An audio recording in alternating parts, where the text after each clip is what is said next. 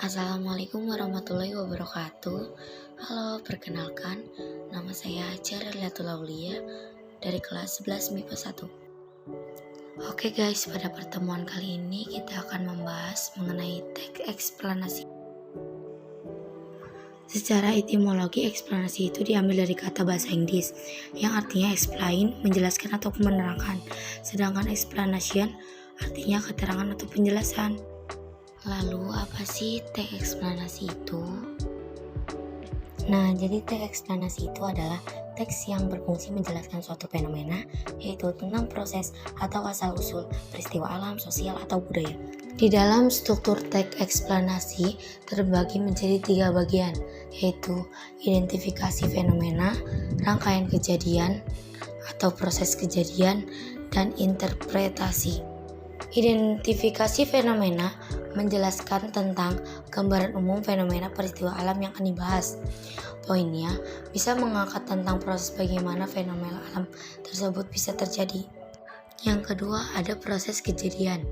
Setelah mengetahui secara umum fenomena yang akan dibahas, pada bagian ini dijelaskan tentang penyebab dan akibat yang ditimbulkan dari fenomena tersebut. Kamu bisa melakukan deskripsi dalam beberapa paragraf terkait sebab dan akibatnya. Bagian ini disebut juga dengan deretan penjelas. Yang ketiga, interpretasi. Interpretasi adalah kesimpulan atau pernyataan tentang topik atau proses yang dijelaskan pada teks eksplanasi. Kamu bisa memberikan tanggapan atau pernyataan terkait fenomena yang diangkat dalam teks tersebut. Ciri-ciri teks eksplanasi antara lain informasi yang dimuat berdasarkan fakta atau faktual. Hal yang dibahas yaitu suatu fenomena yang bersifat keilmuan atau berhubungan dengan ilmu pengetahuan.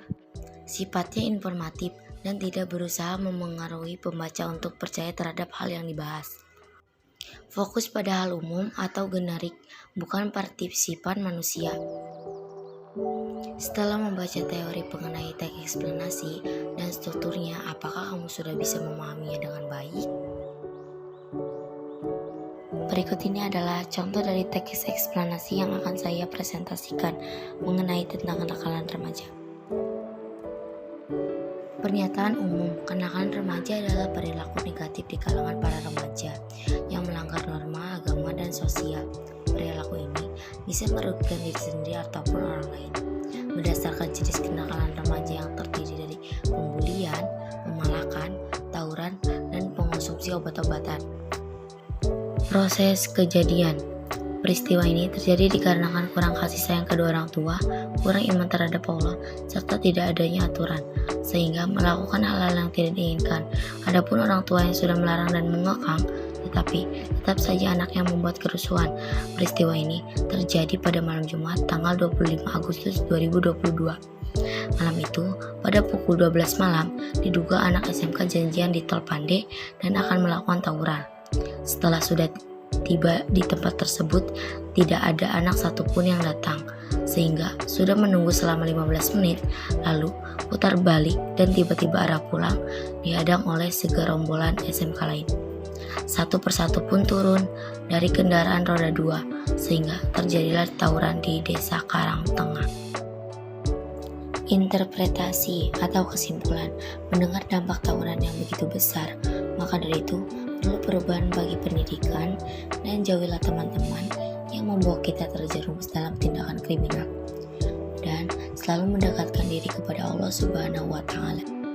Oke, udah pada tahu kan teks eksplanasi itu apa? Sekian dari saya. Wassalamualaikum warahmatullahi wabarakatuh. Jangan lupa like, comment, and subscribe ya teman-teman.